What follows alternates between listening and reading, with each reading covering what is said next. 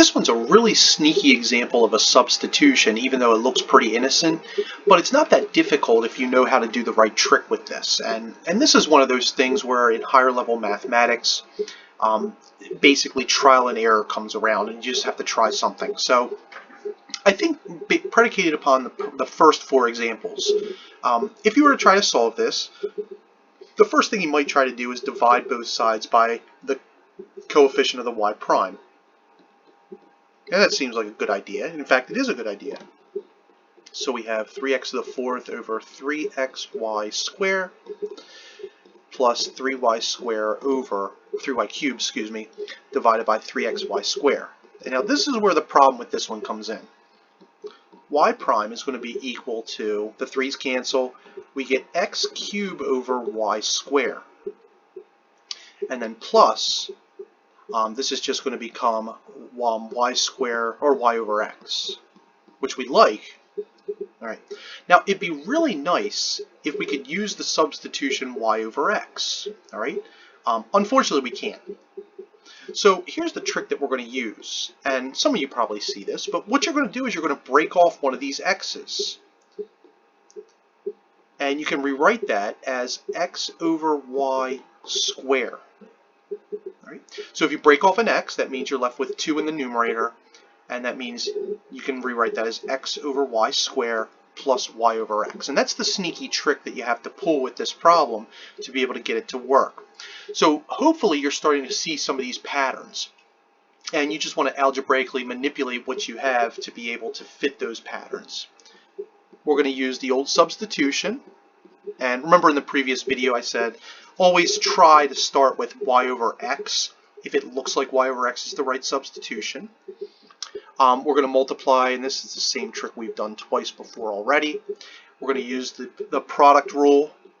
All right, so don't forget right here is a product rule. We're going to have dv dx times x plus v is equal to y prime. All right, so this actually turns into a really nice differential. Right. Let's substitute. Y prime is our dv dx times x plus v. We're going to have x, and remember, x over y is the reciprocal of v. I should have stated that earlier. 1 over v is going to be equal to x over y. So this is going to be written as 1 over v squared, and then y over x we know to be v. All right, and some of you are seeing how easy this becomes now. The v's cancel, so we're left with dv dx times x equals x, and I'm going to write this as 1 over v squared by using that product of a power rule. The x's are going to cancel out. We're left with dv dx equals 1 over v squared. And I don't think we could get an easier separable differential for this. We're going to cross multiply, so we get v squared dv is going to be equal to dx. We're going to integrate both sides, and we're going to be left with 1/3 v cubed, not v squared, is going to be equal to x plus c. We're going to back substitute, so we're going to get 1/3 y over x cubed is going to be equal to x plus c. And let's just go ahead and solve this one explicitly.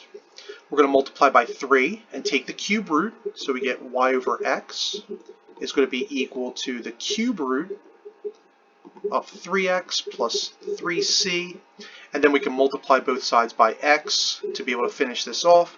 So y is going to be equal to x cube root of 3x plus 3c.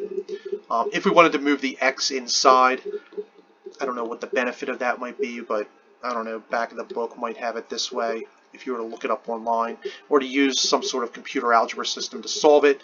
They might end up with 3x to the fourth plus 3x cubed c. All right.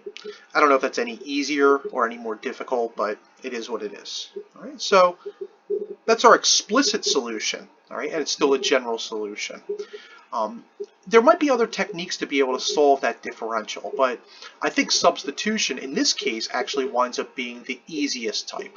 Although we try not to use substitution unless it's sort of that last resort, because it's neither separable nor linear nor exact.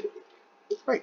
So make sure you go back and take a look at the 5 examples that we did for substitution before you move on to the Bernoulli types. And Bernoulli types are their own types of substitution, which we're going to see we're going to see 3 problems of those in our next 2 videos.